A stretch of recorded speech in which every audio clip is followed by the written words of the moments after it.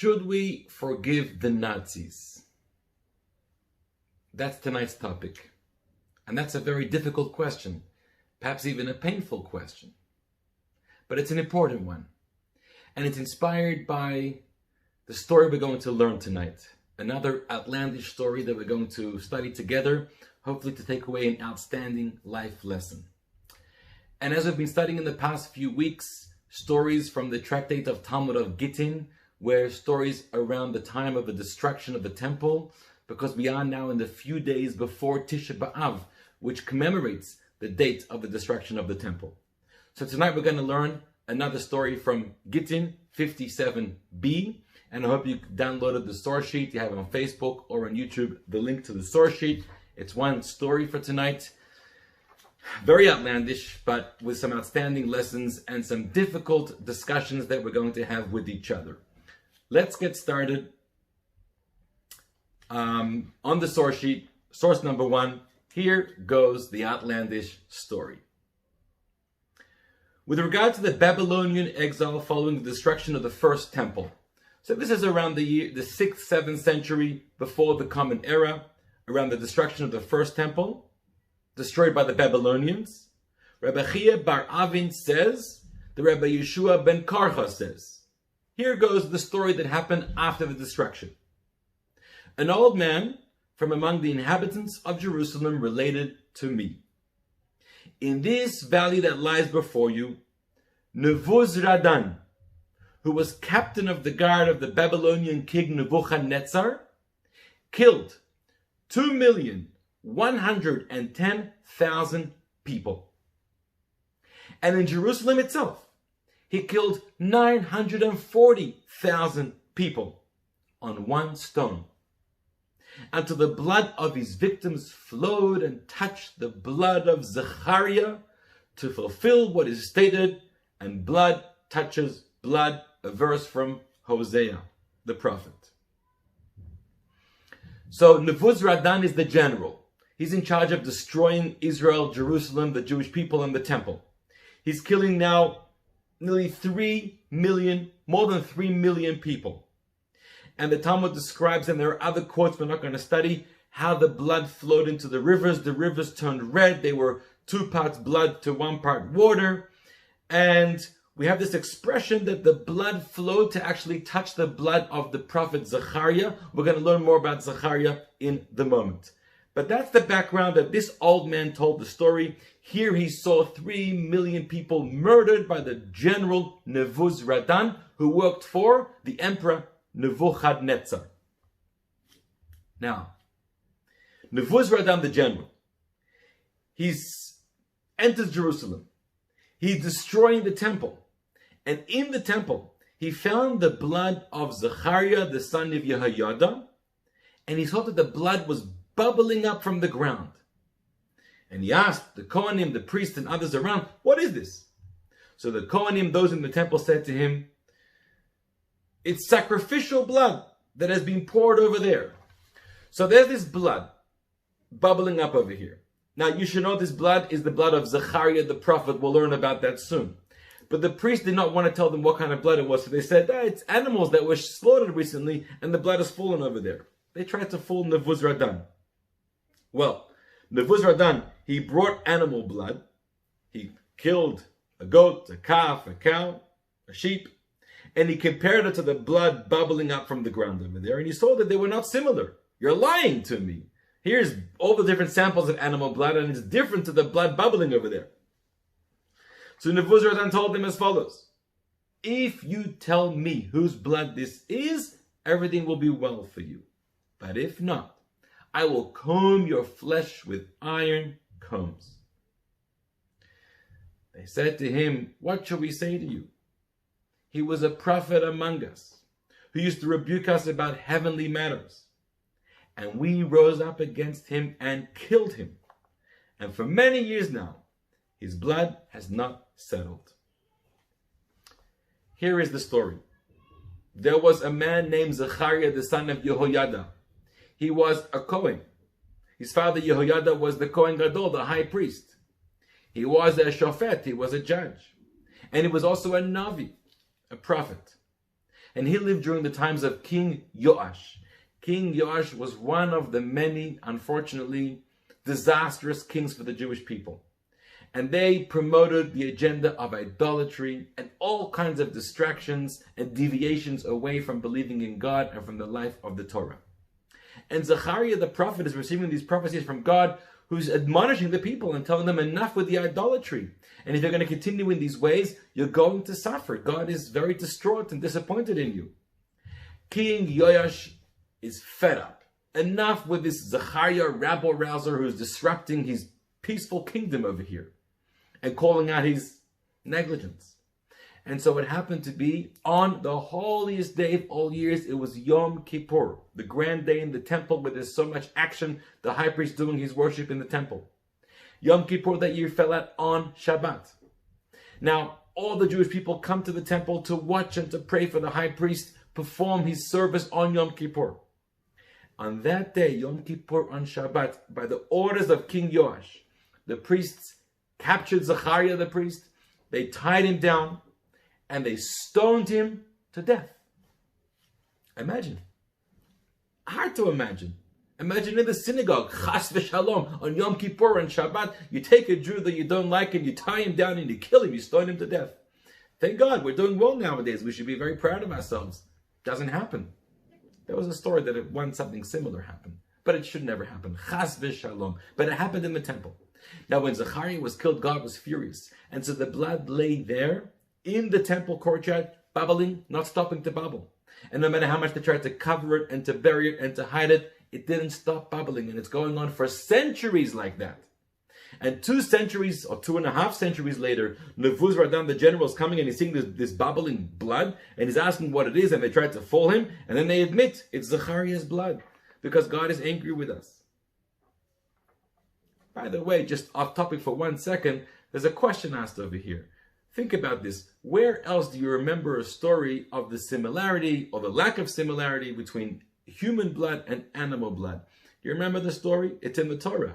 The story is when Joseph's brothers killed him. Oh, well, didn't kill him, but they wanted to pretend that he was dead. They sold him off as a slave, and they wanted to report to his father, Yaakov, that he's died. So they slaughtered a goat, and they dipped his coat into that blood, and they brought the coat home, and they said, Father, look, we found the coat of Joseph, and it's been dipped in blood over here. It looks like he's been murdered. And Jacob was convinced, or he believed it, apparently, and he mourned over him. His son was murdered.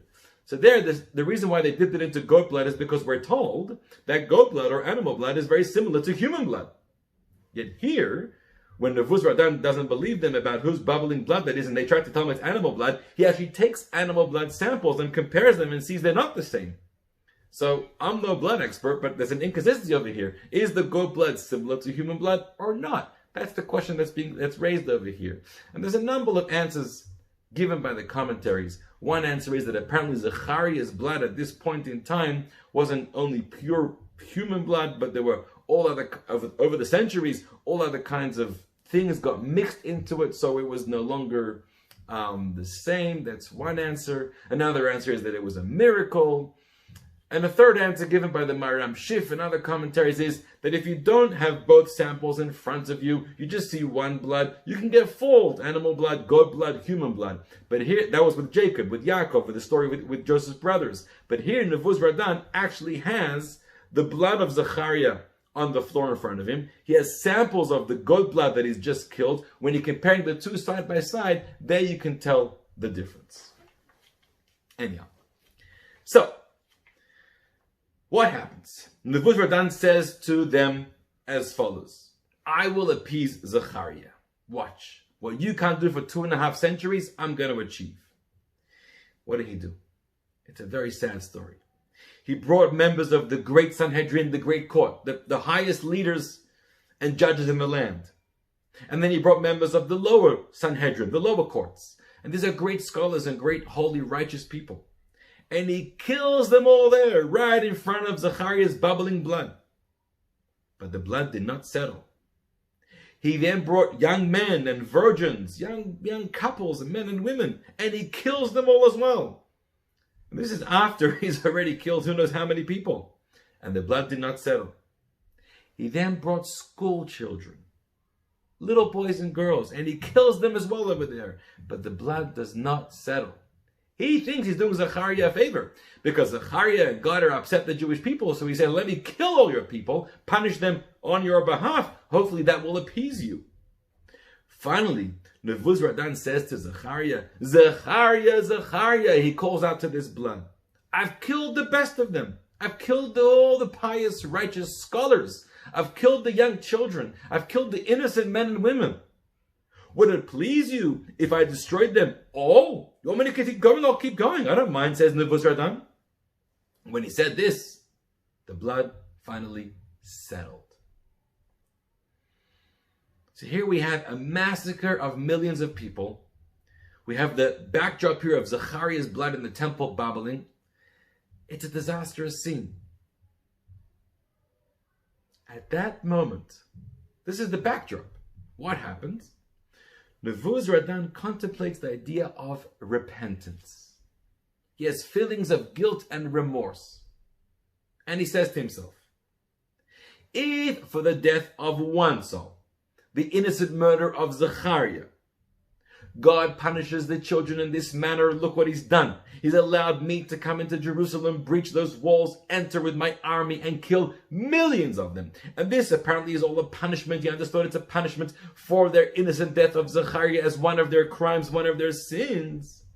He says to himself, Oy Gewalt, that man, meaning himself in third person, who's killed millions of innocent souls, all the more so will I be subject to such a great punishment from God. He realizes who he's messing with. He has a wake-up call. God's going to be furious with me right now because of what I've done and killed the millions of people. And now he becomes scared.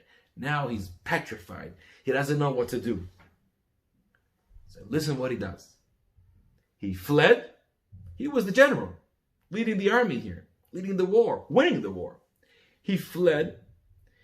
He sends to his house a document detailing what should be done with all of his property. I'm not coming home anymore. My house, my things, take it. Here's what to do with it.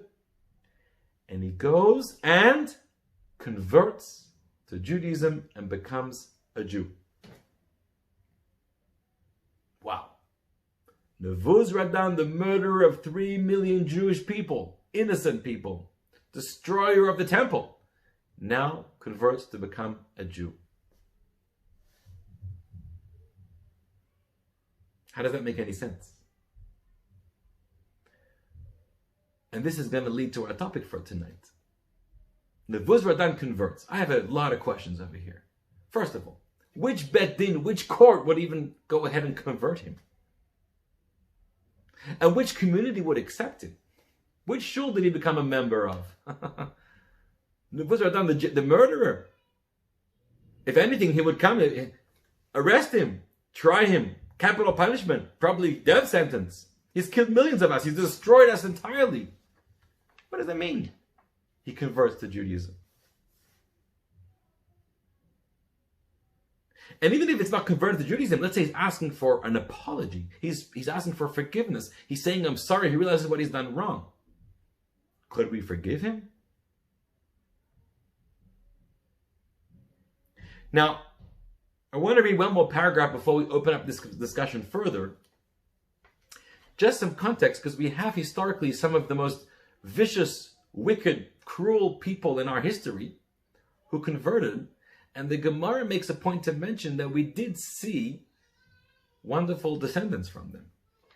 So here the Talmud says, some of Haman's descendants studied Torah in Benebrach. Benebrach is a city of Torah, as we know, even until today. Well, there were Haman's descendants. Haman, who just tried to destroy the Jewish people during the story of Purim. He has grandchildren, Einiklach. He himself didn't convert, but somewhere along the line, somebody converted. And even from his gene pool, we have children studying Torah. Some of Sisra's descendants taught children in Jerusalem. Sisra, who was also the great general of the Philistines who tried to destroy the Jewish people. And we know how he met his end. It's a famous story with Yael. Yael, who crossed over enemy lines as a woman. She was hiding and she managed to make it into Sisra's tent, the general's tent. And this army was ready, pitched outside Jerusalem, ready to destroy the Jewish people. But she comes in with a bottle of very strong wine and a lot of salty cheese, and she makes herself nice to the general, and he's very excited that a very beautiful woman has come to spend the evening with him with wine and cheese, and she feeds him the cheese, and then he's very thirsty, so she gives him the strong wine, and eventually he falls asleep. And the story goes that she takes his sword, or she takes the peg from the tent over there, and at some point she manages to cut off his head. And then she manages to take the head over enemy lines, back to her people, and they show the enemy, we have the head of your general, Sisera, and then of course the whole army collapses and the war ends. But apparently there's a tradition, not everyone agrees with this, but some say that she actually had to cohabit with Sisera that evening to make this whole thing happen. And from that cohabitation, a very great person descended, none other than Rabbi Akiva. That is, Rabbi Akiva, we've learned about him many times, one of the greatest sages of the Talmud, came eventually from that union.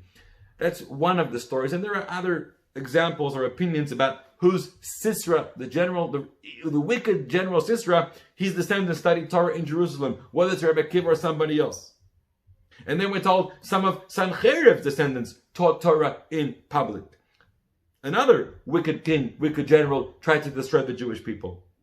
Who are they? Who are Sancheriv's descendants who have eventually taught Torah and become Jewish leaders? They are Shmaya and Avtalyon. Shmaya and Avtalyon we have in the Mishnah. We know about them. They're the teachers eventually of Hillel and Shammai and other very great rabbis. And they become head of the court, and they descend from converts also. So the background here is that some of our greatest leaders and greatest scholars in our history have come from, first of all, converts. Nothing wrong with converts. Converts have been a great blessing to the Jewish people, sincere converts. They've also come from converts of some of the most wicked people that we know. In fact, we learned a story a few weeks ago about Nero Caesar, about General Nero, who was also sent by the Roman emperor to go and destroy Jerusalem. And if you remember the story, eventually Nero, based on certain circumstances, gets afraid of starting up with the Jewish God, and he also runs away and converts. But at some point in time, he was a wicked Roman general about to destroy the Jewish people. And in the Gemara, the Talmud says that the great Rabbi Meir, who we learned about a few weeks ago, he's a descendant of Nero.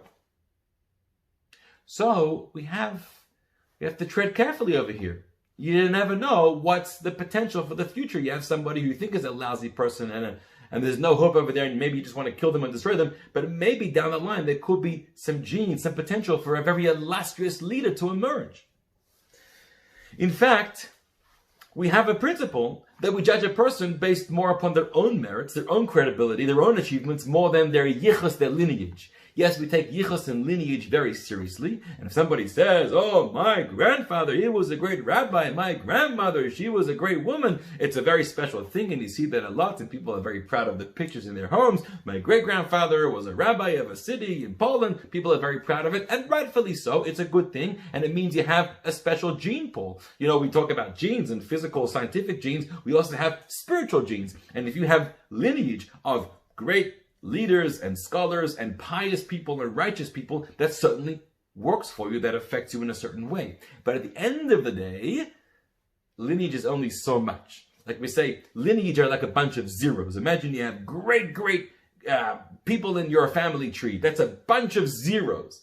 But what's a bunch of zeros worth if there's not a one before those zeros? You are that one. So to always live off your ancestry is an unhealthy thing, and it doesn't do you any good. But if you become also a righteous person, a pious person, you become the one, and you have behind you the forces of your spiritual lineage, now you're in good shape. So we judge people based on their own merits and credibility. That's the most important thing. Talking about Shmaya and Avtalyon, who descended from converts and became head of the Sanhedrin, head of the court, here I'm going to tell you a story about their greatness, and you're also going to understand the tension that can sometimes happen over here. I'm reading here a story from the Talmud in Yuma, page 71b. So, talking about Yom Kippur, we mentioned earlier, the high priest would perform all of his worship on Yom Kippur. And it was a very precarious time. People were nervous. Is he going to do it right? He has to go into the Holy of Holies once a year, do everything right, not step out of line. And he's asking for atonement for all the people, so everyone's praying for his success. Eventually, the end of his day, after all these sacrifices and all these kinds of worship in the Holy of Holies and sprinkling the blood and praying to God and bringing up all the different incense, when he finishes his job, and God declares he's forgiven the Jewish people, and he emerges from the temple, it's a big simcha. It's a big festival. Everyone is very happy and excited. In our Yom Kippur prayers, we have a whole song where we describe the appearance of the face of the high priest when he comes out of the temple, finishing his work that day. The splendor, the grace, the awe, the beauty, the majesty. We have this beautiful song that you may remember, and we sing it on Yom Kippur. So one year, the high priest comes out and everyone's very excited to do a mitzvah of escorting the high priest back to his house. And eventually they're going to make a big su'udah, a big feast celebrating the festival and the achievement of his work. Well, the crowd was walking after the high priest, but all of a sudden, they saw Shmaya and Avtalyon, the two heads of the court, were walking from a different corner. And the people left the high priest to go and escort Shmaya and Avtalyon back home. Apparently, they were more respected than the high priest himself. And the high priest got very upset.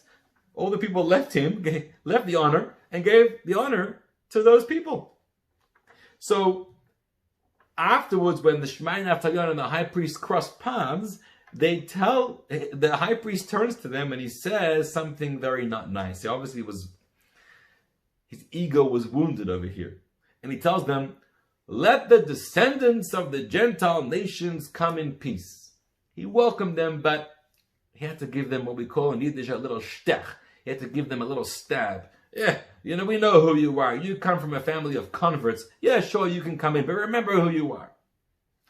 So they were very righteous, pious people, of course. And they gave a very clever response back to the high priest. And basically they told him, we may descend from converts, but our behavior are the ways of Aharon HaKohen, Aaron the high priest. We're told to be like Aaron the high priest, to be people of peace and to pursue peace and always love somebody else. Those are our ways.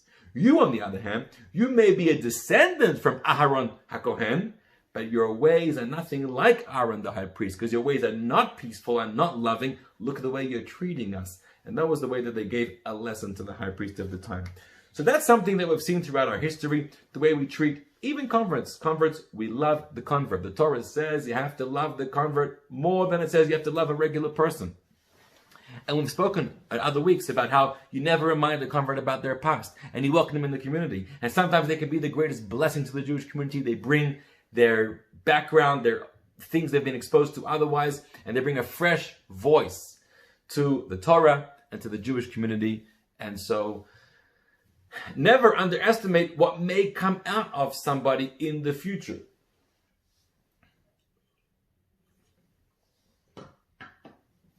Based on that, let's return to Nebuzaradan. Nebuzaradan, the murderer, the butcher of 3 million people, wants to convert. He does convert, apparently.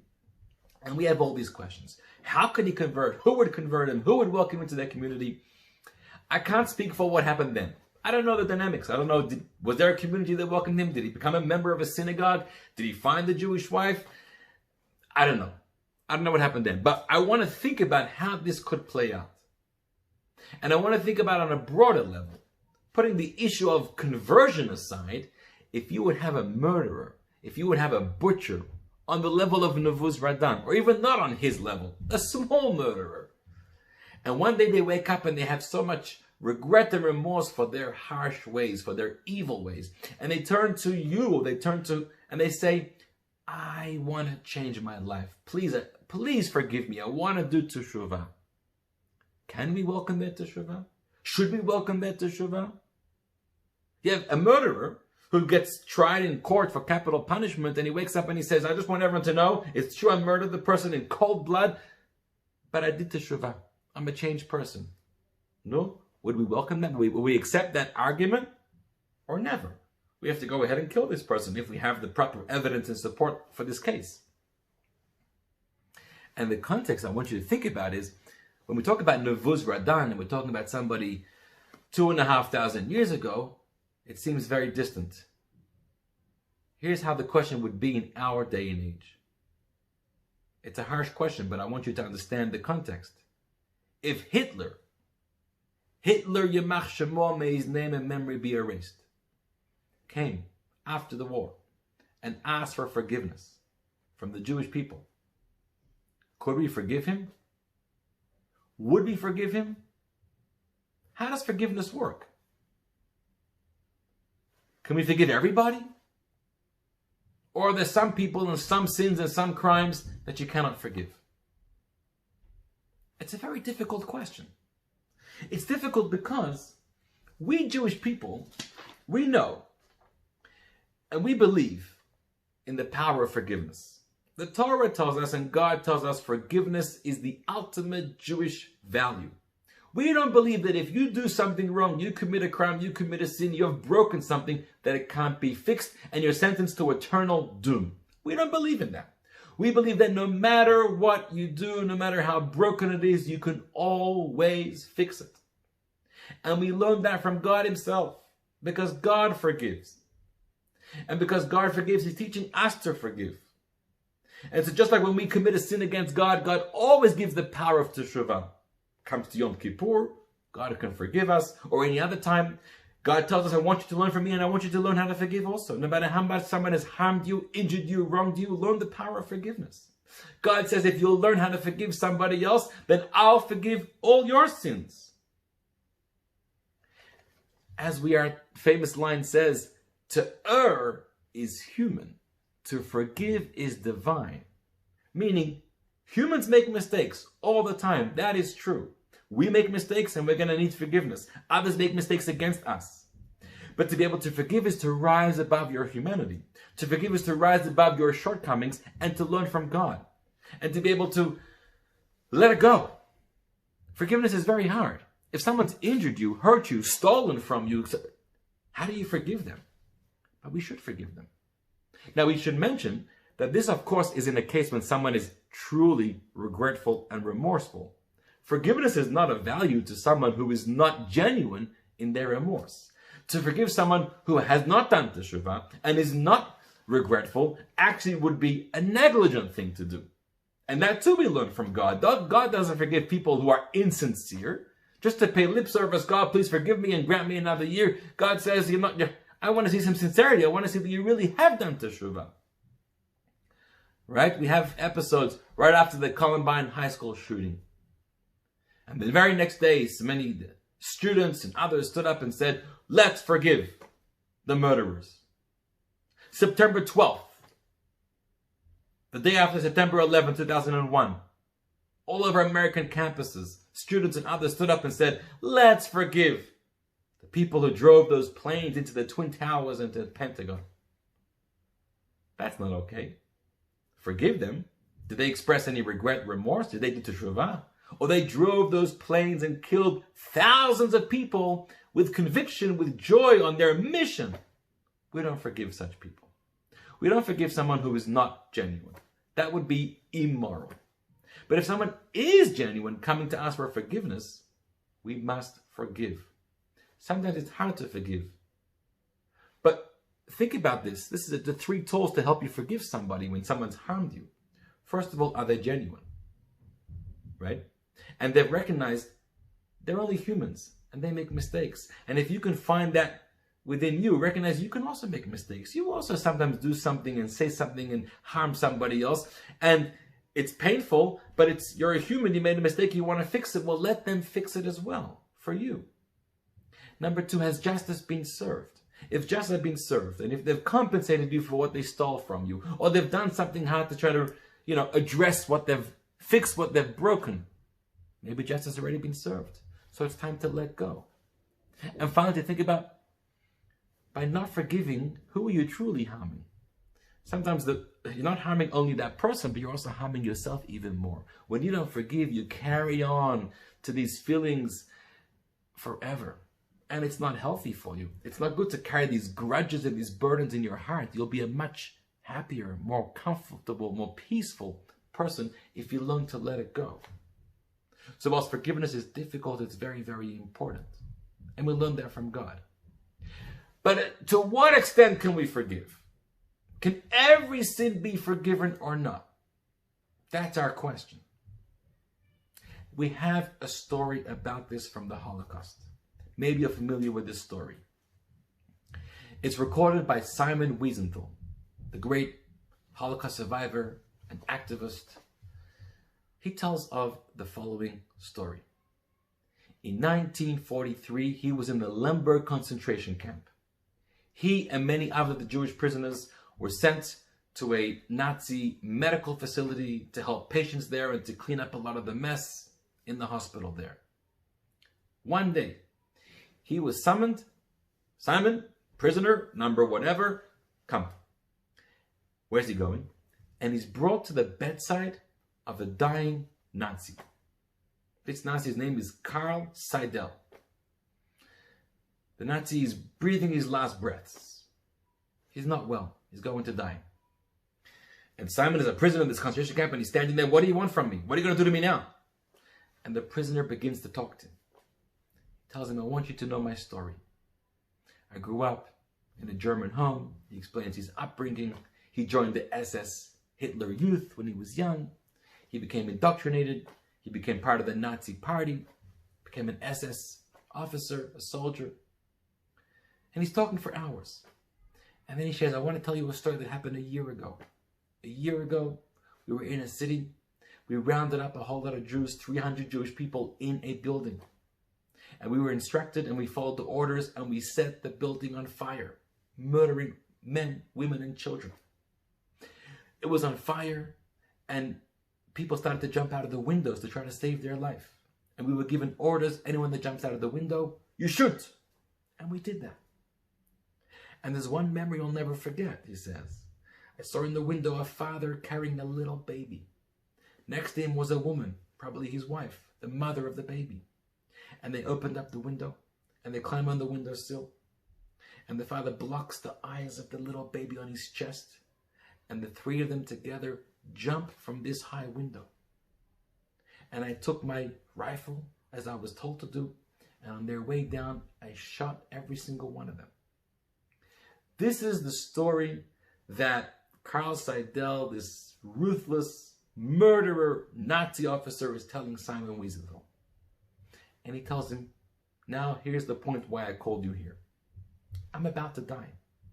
And before I die, I want to ask you for forgiveness on behalf of all the Jewish people and the people that I murdered. Please forgive me. I am truly sorry for what I did. I made a lot of mistakes, and before I die, I want to clean them up. That's the story, the dilemma that Simon Wiesenthal was faced with. He says he was shocked, he was in pain, he was caught off guard, he was unprepared, he didn't know what to do or what to say. He put his head down, he closed his eyes in silence. What would be the right thing to do? In the end, he says, he walked out of the room without saying anything. And for the rest of the war, this story taunted him. Did he do the right thing or not do the right thing? Should he have said something or not say something? Should he have forgiven or should he told him absolutely not forgiven? What's the right thing to do? What's the moral thing to do? What's the Jewish thing to do? And at the end of the war, he finally wrote a book outlining this whole story, this dilemma. And the book is called The Sunflower. He named it The Sunflower because he saw a German military cemetery. Every grave had a sunflower on it. And he reflected, I could have been one of those people buried in an unmarked mass grave. And here they all get their own sunflower. So he called the book The Sunflower. And he wrote the book and he challenged the reader at the end of the book, if it was you, what would you do? He actually sent this dilemma, this book, to many leaders, activists, scholars, Jewish, not Jewish, other religions, other faiths around the world, asking for their responses. And today the book is in print with 53 different responses from different contributors, with many different views. Some of the views are that he should have forgiven, he should have pardoned him. Some of the views are absolutely not. And the question truly is, and some were undecided. The question truly is, what do we think about it? What does Judaism think about it? I'm reminded of this story because Nevuz Radan, in our story in the Talmud, he converts after killing 3 million Jews.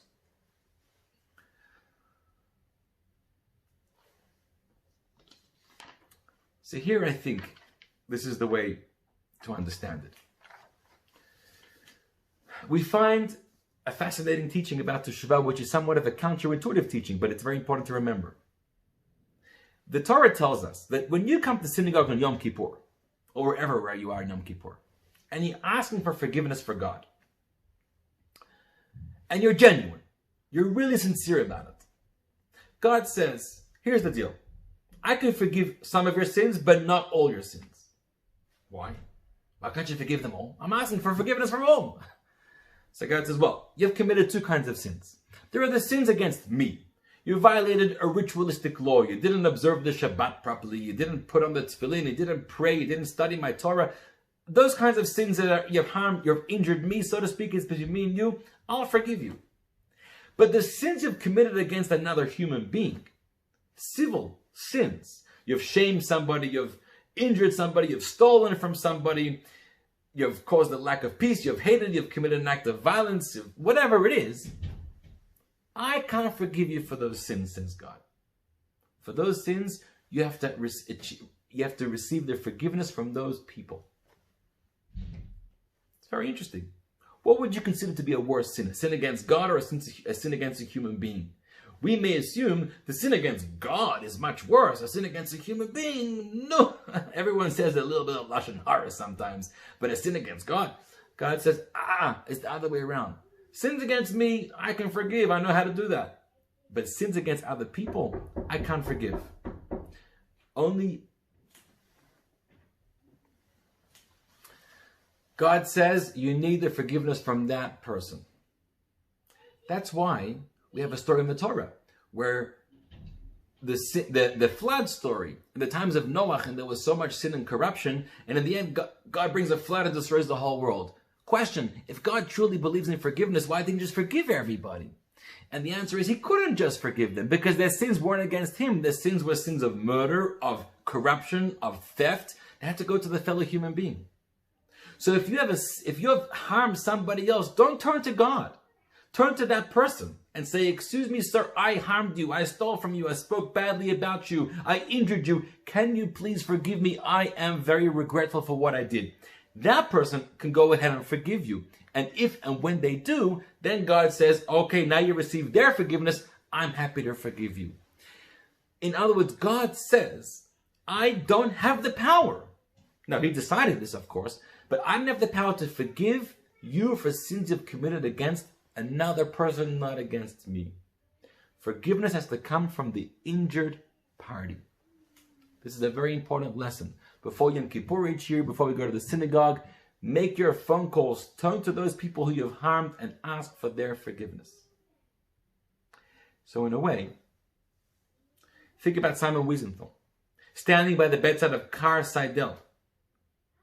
And Car Seidel is asking for forgiveness for the 300 people he killed in that building, for that mother, father, and small baby that he shot on their way down, jumping out of the window. Even if Simon Wiesenthal found it in his heart, wanting to forgive them, would he even be able to forgive him? How can he forgive a person for a crime that wasn't done against himself? It was done against somebody else. If you harmed me, maybe I have the power to forgive you. I can find it in my heart to forgive you if I feel you're genuine. You harm somebody else and you're asking for my forgiveness, I can't speak on someone else's behalf. Should we forgive the Nazis? Can we forgive the Nazis? First of all, it's important to say we have to be very sensitive. It's very easy in the 2020, sitting in our comfortable life, to reflect and have this intellectual conversation of the past. I was not hurt by the Nazis. Yes, my grandparents were. They're all Holocaust survivors. Yes, they lost brothers and sisters and family members and communities. Yes, I grew up with a grandchild of Holocaust survivors. I grew up hearing all the stories. I documented the stories. I wrote books. I'm very active with Holocaust studies. I go to the March of the Living every single year. I visit the concentration camps. I'm, like many of you, we're tapped into the Holocaust. We know about it, but we weren't there. It's not for us to start talking about Holocaust survivors or things, what they should or should not do. None of our business. We didn't have that right. But we're having this cerebral conversation.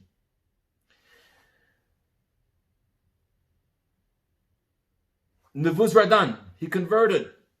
I guess what we learn from here is, no matter the harm that you do, no matter the crime you have, you can be forgiven. Who can forgive you? The person who you harmed. Here's an interesting law. Let's say person A kills person B. Reuven kills Shimon, a murderer. Reuven comes to court, there's two witnesses, there's evidence, and the judge says, Reuven, you committed murder, you killed Shimon, you're going to have to get killed yourself.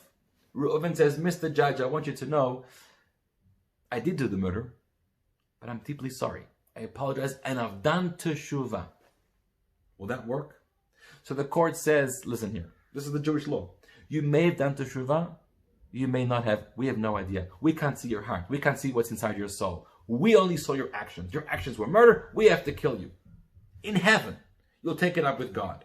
God will know if you did teshuvah or not. If you did teshuvah, then you'll go to heaven. You will. You're a righteous person. God accepts teshuvah. You're going to have to take it up with that person you murdered. Somehow you're going to have to talk to them as well. But we as the court can't accept that. So when you murder somebody, or obviously it's very hard to do teshuvah, you have no person to ask for forgiveness from. Here's a story about that. It's a story about the Chafetz Chaim, Rabbi Yisrael Kagan, who was a great rabbi and scholar in the 19th, 20th century. He wrote a commentary on Jewish law. He said he was a very intellectual giant, but more than being an intellectual giant in the Talmud Chacham, he was an incredibly righteous, pious person, an incredibly humble person, a selfless person, known for his absolute love for all people. His midot, his character was unbelievably genuine and beautiful. The story goes, once he was traveling on a train to a particular city. And he's sitting in the carriage. In the carriage there were three other Jewish people who were not as pious. And they're playing a card game. And they need a fourth player. And the Chafetz Chaim is sitting and learning from his Talmud, from his Sefer. He doesn't want to be disturbed. And they ask him, Rabbi Yid, excuse me, sir, will you join us for the card game? We need a fourth person. He says, thank you for the offer, but I'm enjoying my study right now. I'd like my peace and quiet. They said, we need you to play. They were obviously a bunch of thugs. And eventually, because he refused, they came up and they beat him. They beat him up. They punched him. They kicked him. They bruised him. Now then, the train arrived at a destination. They were all going to get off at the same stop. At the train stop, you imagine you have crowds of people with big signs ready to welcome the great tzaddik, the holy person, the Chafetz Chaim. And so the Chafetz Chaim walks out, he's a little bruised and beaten, and they welcome him, and they bring him on a chair, and they carry him up in the air, and they're cheering, and they're blessing, and it's a big parade welcoming the great tzaddik. It's very exciting. And these three people are standing there, and they're thinking, oh my golly, we didn't realize who we beat up over here. We beat up this famed rabbi. We had no idea who he was. And they felt terrible. And everyone's going to see this guy's bruises, and how'd you get bruised? And it's us over here. They were thinking of running away. But then they said, you know what? We want to ask for forgiveness. We didn't realize that we actually injured this holy, righteous person. And so they managed to push their way in through the crowds and to come up to him. And they said, Rebbe, oy we are so sorry for what we did. We want to ask for your forgiveness. Please forgive us for beating you up. Chafetz Chaim said, absolutely not. I won't forgive you. Now this was very uncharacteristic of him. He was the man of forgiveness. He was the man of kindness. And he refused to forgive. So they thought, maybe it's just very fresh. Maybe we need to give it a bit more time. We'll come back later. A few weeks later was Yom Kippur. The day before Yom Kippur, they knock on his door, they come into his room and they say, Rebbe, remember us? We're so sorry that we beat you up in the train. We ask for your forgiveness. We're truly, truly sorry. He said, looking at them in the eye, I'm very sorry, but I'm not going to forgive you. They were shocked. Didn't make any sense. How could he not forgive? So they went to his son and they said, your father, they explained the whole story. This is the story. We didn't know who he was. We beat him up. We're so sorry. We're asking for forgiveness. He refuses to forgive us. Help us out over here. The son was also a little confused. This was unlike his father. So he went to his father and he says, Tata, my dear father, these three people, they harmed you. It wasn't nice, but they truly regret it. They're asking for forgiveness. Why won't you forgive them a day before Yom Kippur? So the Chafetz Chaim answered as follows. You think if I could forgive them, I wouldn't. If I could forgive them, of course I would forgive them. But I can't forgive them. The son asked him why. And he explained. Their sin was not committed against the Chafetz Chaim, against me, the great rabbi. If they sinned against me, I would forgive them. But they didn't sin against me. Who did they beat up? They beat up a person who they thought was a simple, unassuming Jewish person who didn't have a big following, wasn't so famous, wasn't so popular, wasn't so learned. A simple guy we could beat up like that. That's the person they beat up. When they discovered I'm the big rabbi, now they want to have remorse and ask for forgiveness. If they need to ask for forgiveness from the simple Jew that they beat up. Would they still be as sorry and as ashamed of learning about a simple Jew that they beat up and still want to ask for his forgiveness? That's the question. They need to find that simple person and ask him for forgiveness. Me, I can't forgive them because they didn't harm me. They would never have beaten me up were they to know who I truly am. That's the story of the Chafetz Chaim. Such a powerful idea. You know, when it challenges us how genuine we are when we're remorseful for what we did.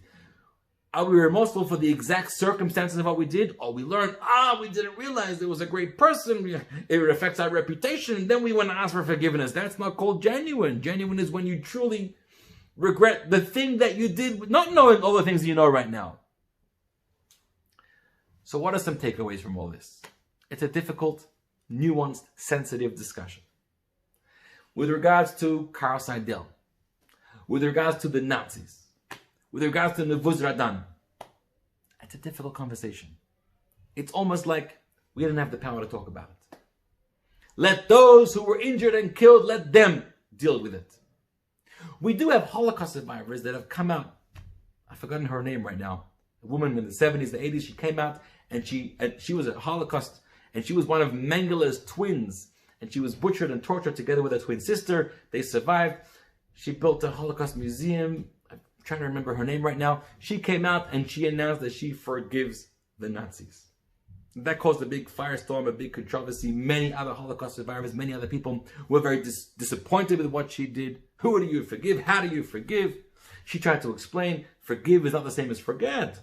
I will never forget. I have the numbers on my arm. Me and my sister, we were tortured. Our family was murdered. I'll never forget. But I want to forgive. I want to let it go. I don't want to live with this forever. I don't want this to define me who I am. And there's something to say about that. Forgive means I let it go. I'm not carrying you in my heart anymore. But we can't talk about it. What can we talk about? We could talk about people who harm us and then ask for our forgiveness. Learn to forgive. When we harm somebody else, learn how to genuinely ask for forgiveness. And at a time like today, where the sin of the people was the sinat chinam, the baseless hatred for each other, which God despises the lack of unity. And God loves unity. One of God's names is Shalom, our peace. And God says, I'll bring eternal peace to the world. I'll bring Mashiach. I'll bring the redemption when I see peace among my children. When I see everyone is getting along, peaceful with each other, willing to forgive each other, willing to come to the table and talk about it, try to figure it out, have the gall to pursue peace and be like the students of Aaron HaKohen, even if you're not a priest, even if you're a convert, even if you're some, be like Aaron, pursue peace, make it your goal, work hard. It may not always work out, but at least you want to try to make it work out. That's something we can learn from. And if we turn to our brothers, our sisters, our family members, others, and we build a peaceful union once again with each other, God will smile up in heaven and certainly bring us the world peace we're waiting for, the era of the Geulah, of the final redemption, even before Tisha B'Av this year. Thank you for joining us. God bless you. May you have an easy, fast, and a meaningful Tisha B'Av. If we're not in Yerushalayim, Ir HaKodesh yet, we'll see you next week. Same time, same place. God bless you.